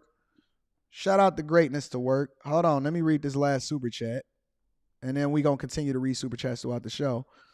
Greatness to Work says, I have to co-sign that, Tony. Meeting you was good spirit from the jump. Once I showed you what we was doing here and mentioned to you at the meetup, we on a mission, big dog, down 100. Family, hashtag family. Family. Shout out to Greatness to Work. I appreciate you, bro, and for continuing to hold me down. I want to talk about the money, all right? I know that this is probably the most unpopular part of the show because people don't like to talk about money. I disagree. I think that people love to talk about money. And let me add some value into your life. So, non-compete clauses for work. I want to play this video because it popped up on my timeline. So this is something that I personally selected for you guys. And I want to have this conversation. So make sure you hit a like for the YouTube algorithm, subscribe to the channel, and turn on your notifications. Let's continue to get into it. Remember the last time you started a new job? Between the offer letter, the onboarding documents, and the employee handbook, did you really comb through the fine print? Could something have been missed amid the excitement about the new gig? Well, for millions of American workers, one hastily signed document can make or break future career moves. It's called a non-compete clause. A non-compete is a binding agreement that follows a worker after they leave their job by preventing that person from seeking new employment or starting a business within the same field. And according to the Federal Trade Commission, it's costing American workers big time, about $300 billion each year. The FTC could have some serious ripples across corporate America. The agency proposing a new ban of so-called non-compete clauses. That rule would increase wages across the board for American workers by nearly $300 billion per year and expand career opportunities for about 30 million Americans. A lot of questions about what could happen and also the kind of legal challenges that may come. The Chamber of Commerce told us today that the FTC's rulemaking is unlawful, and they told me today it's already contemplating legal action against it. Why do you think that companies put in non-compete agreements? Non-compete clauses inside of your contract. First, let's address one of the monkeys, the gorillas, the issues in the room. All right, most people don't even read what it is that they're signing before they actually sign on a dotted line, and this is usually what happens. They grab something, right, and they say, "All right, cool." So, you just think about it. Think about it. You just so happy to get the job. You just so happy to be getting the bag. You're not paying attention to what you're signing. And so it's easy for the HR person because the HR person is the person that goes through the formalities. And they say, okay, well, this just says this and this and this and that. And then you be like, you signing it. And this just said, and you signing it. And this just says, listen, just in case you ever leave here, it's a non-compete agreement, or you can't get a second job doing the same thing with a competitor and all of this, and you just sign it, you sign it, and sign it. And then you come into the Patreon, right? You come into the Patreon, and I dropped the video that I dropped 2 weeks on y'all, right? But then I give you the caveats. Now, a lot of y'all that actually watched that video, the life hack that I put out for y'all, it's about 10, 12 minutes long. So if you have not watched it, it's not a webinar, it's just a life hack video where I make basically between an additional $500,000 and $1 million a year. And I gave you the sauce, I give you the skinny, I give you the life hack, and I add a few caveats in there in order to give y'all the insight and information on how it is that you can continue to level up and get that bag. But some of you can't do it because of the paperwork that you sign. And the problem for a lot of you guys is that y'all don't read through whatever it is that they're putting in front of you, because I don't feel sorry for y'all. See, listen, I don't believe that Congress or whoever it is, the FTC or whatever, should be sitting here and lobbying against non-compete agreements. I don't. Before we even get into this video, I don't believe that they should actually put this law in at all, because they should not protect you from something that you're voluntarily signing. You can actually choose not to sign it. You can go with a job that doesn't have a non-compete agreement or clause within that contract that you sign. This is voluntarily ignorant. You're voluntarily putting yourself under the thumb or being ignorant about what it is that you're signing because you're choosing not to sign. You can actually negotiate your contract. Now, some of you that's just getting in the door, I wouldn't actually say that. I wouldn't advise that, because you just need to get to the bag. But after you continue to learn and after you continue to go, somebody said, who reads all of the fine print? I do. I read all of the fine print. Not only do I read the fine print, I go over it with my lawyer. You may not read the fine print of your cell phone, but as far as the job and the way in which they're going to compensate you, because I'm actually paying attention to the long-term strategy of how I'm going to leverage this position in order to get to the next one, or then to start a new business, or to add things to my resume, and then I can give them the life hack that I did inside of the Patreon with receipts. Link is in the description as well as pinned to the top of the chat. If you're paying attention to the long-term opportunities, because this is just a pit stop. It's similar to what it is that I tell y'all, right? When I tell y'all, listen, it's the difference between doing a boot camp and getting a degree. The boot camp is to get you in the door for a lot of y'all. The degree is based off of how it is that you see your life long term, because there's certain doors that you can't get in because the barrier entry is now too high. It's too high. Even when they give you, listen, when they give you a bonus, when they do the new bonus offers, because some of y'all have not negotiated bonuses or equity inside of your compensation package, right? When you look at your total compensation package, it's not based off of what your salary is. It's not based off of what your salary is.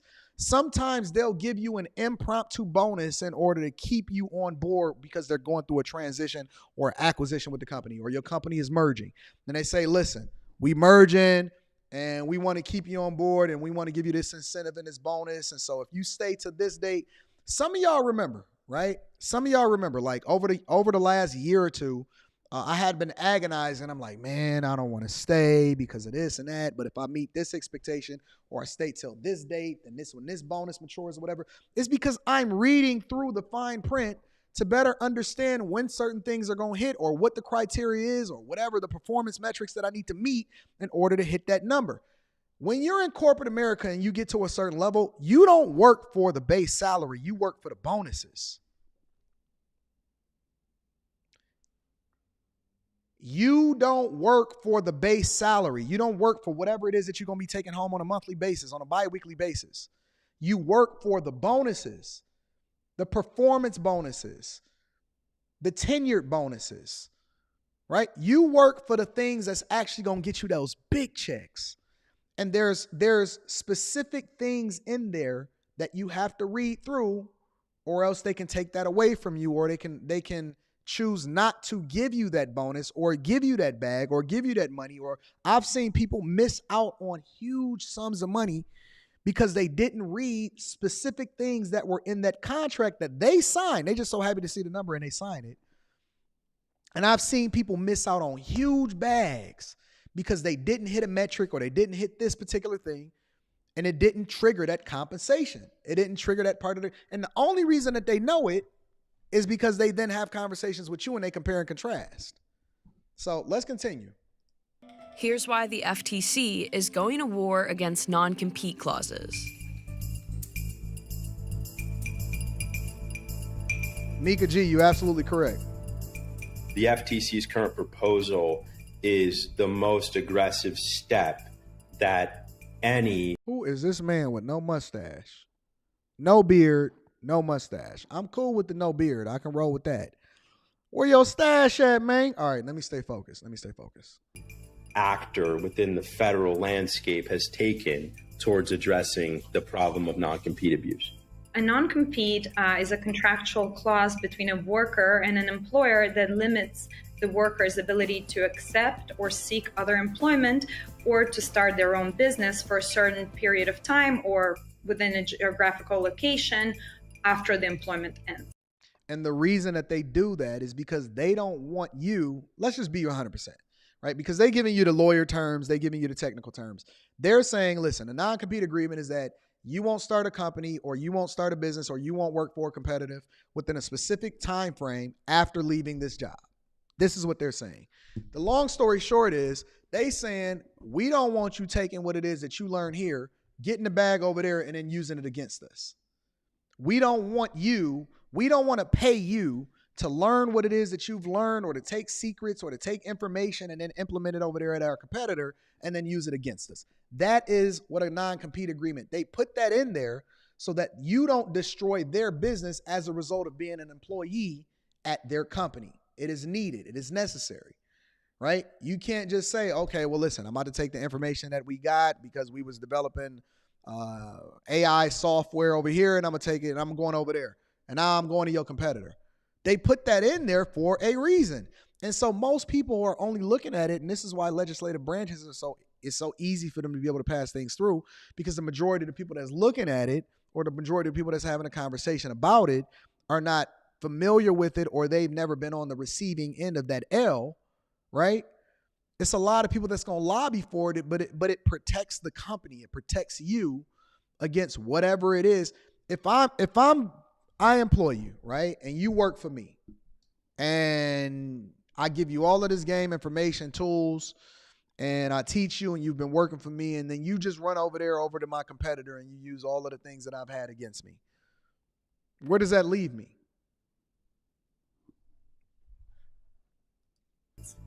On-the-job training can be a costly and timely part of hiring a new employee. Reading super chat shortly. Non-competes are viewed by some as a tool to protect the investment a company makes towards upskilling their workers. An employee agrees not to compete against the company in any of its different lines of business for 2 years within the state of Florida. But more often than that, you see increasingly non-competes that are national in scope and even worldwide in scope. Yeah. So we're talking about 2 years will not compete against anything we do anywhere in the world.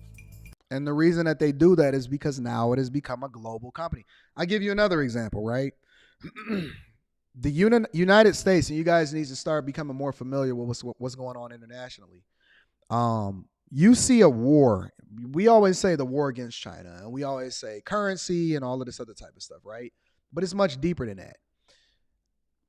2 years ago, I gave you guys a tip for a company that I'm still invested in. So I have to be 100% transparent, and I'm not a financial advisor, but a company that I'm 100% invested in. The name of the company is called ASML. ASML is the company that makes the machines that develops or builds the semiconductor chips in the plants. Okay, so when you see these large semiconductor chips or chip companies, and they're building these companies down in Texas or whatever, so on and so forth, what happens is ASML is the only company in the world. It's the only company in the world that has the technical capabilities, the business acumen, and the investment knowledge as far as developing these machines that then build these semiconductor chips, these super fast, continuously growing semiconductor chips that then live in every single thing that you do. They live in your computers, they live in your cell phones, they live in your cars, they live in the weapons, even the weapons that the Army and these different places use against other countries and so on and so forth, right? Now, here's the key. The United States is actually putting restrictions on the countries that ASML are able to ship these machines to. Okay? Now, why are they doing that? Because China is in an arms race with the United States and other people. Other countries are in an arms race with the United States for technology that continues to be deployed because they want to control the semiconductor chip. They want to control the semiconductor chip, especially over in Taiwan. You got to figure out how it is that they're tying in Taiwan.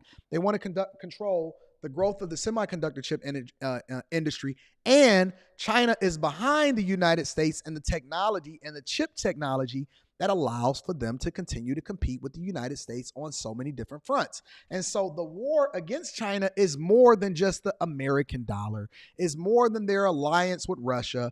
It's more about the technologies, the monies. And this is why I say that, listen, even if you're talking about politics, if you're talking about jobs, if you're talking about women, it all comes back down to the money. It all comes back down to the money. I did a video inside of the Patreon of the 8 things that I look for when I'm looking to invest in a company. It's not just what their stock price is. It's not just what their dividend payment, or if they're a company that does dividend payments at all. It's a complete scope and picture of how that company is incentivized or plays into what it is that we're looking to invest in from a business perspective, right?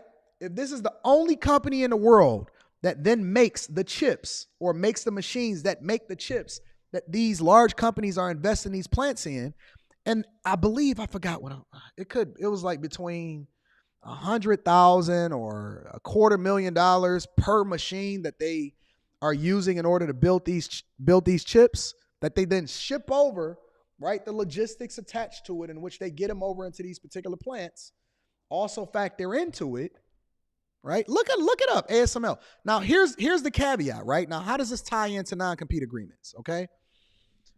One of the people that are on the most wanted list from the United States is a person that used to work for ASML that came in as a mole, right, to steal technology, allegedly, steal technology, inside information that then defected and is being protected over and went to work at a Chinese company or build a new company over in China that they can hopefully use and leverage the information to then continue to compete against the United States and all of these other countries as far as building the machines that China then needs in order to build the chips that then can compete with the United States of America. So that person now became a direct competitor because they allegedly stole information or technology and then defected over to China when they used to work at ASML. Now I'm tying it back into you, right? Now you can start to see it. Now it's more than just money. It's a national security issue. It's a national. Now, these are the types of conversations that you're not going to hear because you're not paying attention to the money. You only looking at it on the surface level. You looking at, oh man, a bank collapse, whatever, so on and so forth. You're not understanding why a war with China on so many different fronts is taking place. Right? You're not understanding how non-compete agreements or how they specifically have to pay attention to, or why non-compete agreements specifically are worldwide, right? It's not just based off of this state. It's not just based off of this country. It's a global economy now. It's literally a global economy now. All right. So let me continue with the video.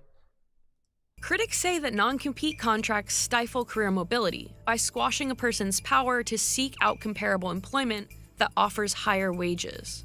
Even if a worker is in a state where non-competes are prohibited or where they're narrowly construed, the workers may not know that, right? So the employers often exploit the gap in knowledge. Companies profit from it because they're able to, one, limit employee mobility, okay? So when you limit employee mobility, you are able to eliminate competition for labor. And when you eliminate competition for labor, you're able to suppress wages. Sometimes. And that's not true. And this is how, and you got to also consider the source. He's a lawyer. And so he's always going to advocate for whoever it is that he thinks that his clients are, right? The truth is that they're protecting themselves. And that's why they compensate you so good or so well. And whatever industry that you're in, they're willing to pay for your expertise, but they don't want it to then come back and bite them. So it's not that they're stifling or suppressing wages, is that they're protecting themselves against the competition. And it's two different ways in which you can look at it. It's two different ways that you can look. Are you going to look at it from the business owner's perspective, or are you going to look at it from the worker's perspective? Are you going to look at it from the business owner's perspective, or are you going to look at it from the worker's perspective? Most people are unable to look at it from a business perspective, which prevents them from being able to make an informed decision because they only see it one way. They only able to think like a worker because all they've ever known is trying to get a job. They've never had to employ somebody else. It's the truth. Times employers are actually imposing these on workers even after they've agreed to a job. They can be coercive, they can be exploitative, and that's where you also see wages depressed.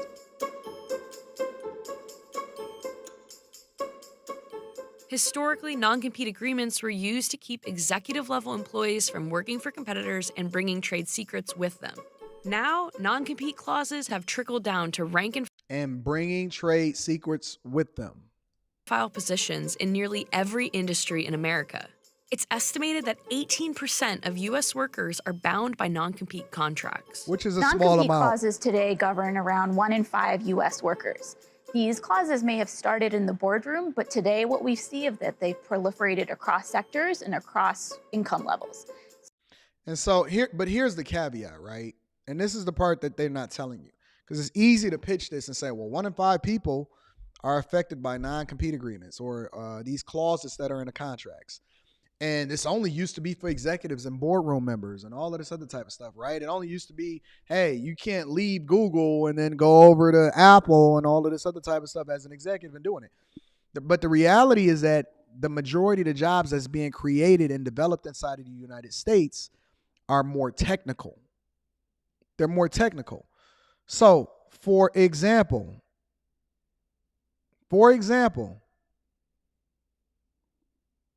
if you're an engineer and you're not in the C-suite, and the majority of the people that's being hired, for example, at Ford Motor Company, are being hired from a software engineering perspective, then that means that they then have to, right? So for example, Ford has the mobility unit. The mobility unit is the unit that actually is developing artificial intelligence and smart driving technology to allow, in the future, hopefully we have smart cities and the cars can drive themselves.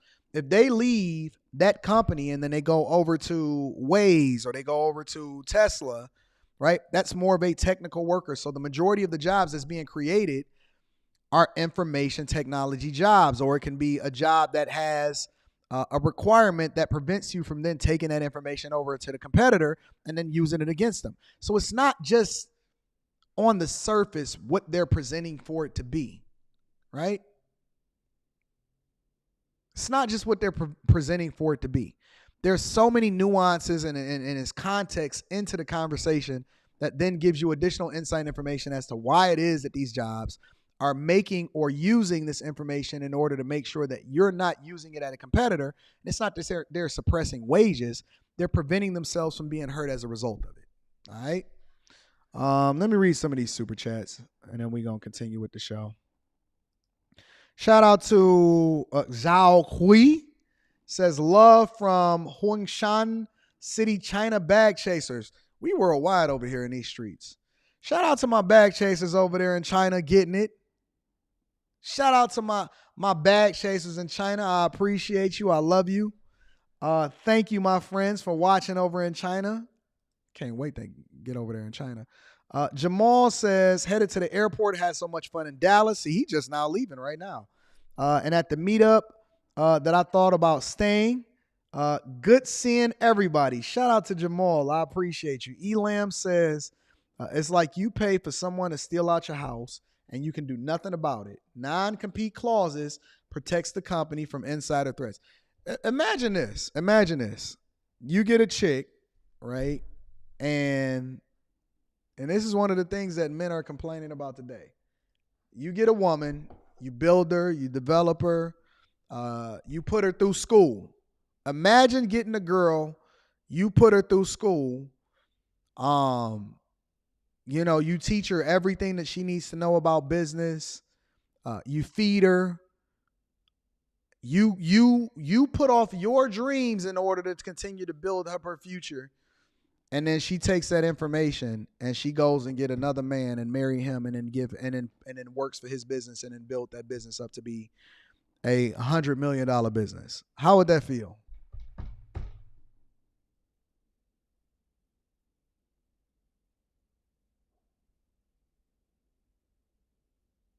How would that feel? You invested in her education. You put her through school. You put her through school. You paid for her to go to school. You paid for her tuition. You taught her everything that you know. You let her work for your business and all of that other type of stuff. And then she goes off and she helps another man build a $100 million business. How would that feel?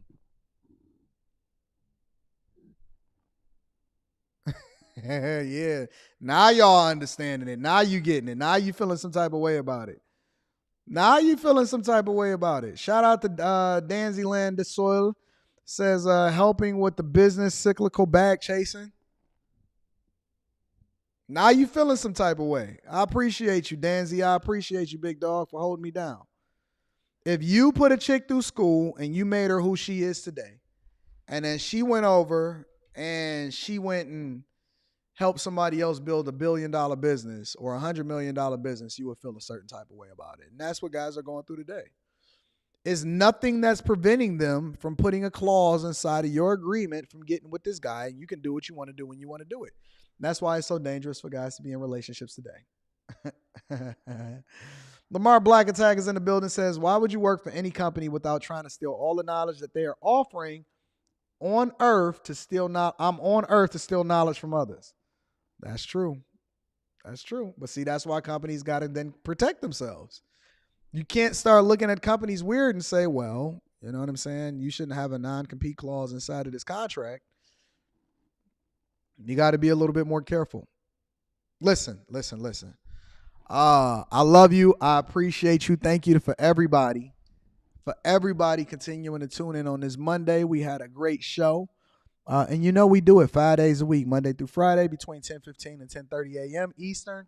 We get it popping. If you're not a part of the Patreon and you're not a Dusty, the link is in the description as well as pinned to the top of the chat. Thank you to everybody that supported the platform. Hit a like or a dislike on your way out the door today. It has been a great show. Ventures LLP says, let me get this last super chat. Ventures LLP says, the field I'm in requires security clearance in some areas. I'd be responsible for government information regarding all of us getting out. This is why it's important. That's a great point. Listen, I love y'all. I appreciate y'all. I'm dropping a video in 2 days inside of the Patreon. Actually, I'm dropping 2 videos this week. Also, make sure y'all tune in to Q on my channel tonight. It's going to be excellent. 10 p.m. Eastern. Q got some new faces, new ladies, new faces, new people to be able to have a conversation. It's going to be awesome. I promise you. I might even pull up. So shout out to Q. Shout out to all of my bag chasers for showing up in Dallas. Shout out to Charleston. Rest in peace, Kevin Samuels. And we doing great things. I want to see y'all all at 10 p.m. tonight. Let's get it popping. I love y'all. I appreciate y'all on my other channel. I need you to do me one more favor before we get up out of here, though. Make sure you share this with your family and friends. We don't want to be successful by ourselves. I love you. I appreciate you. You guys are the absolute best and the greatest of all time. Till tomorrow. Peace.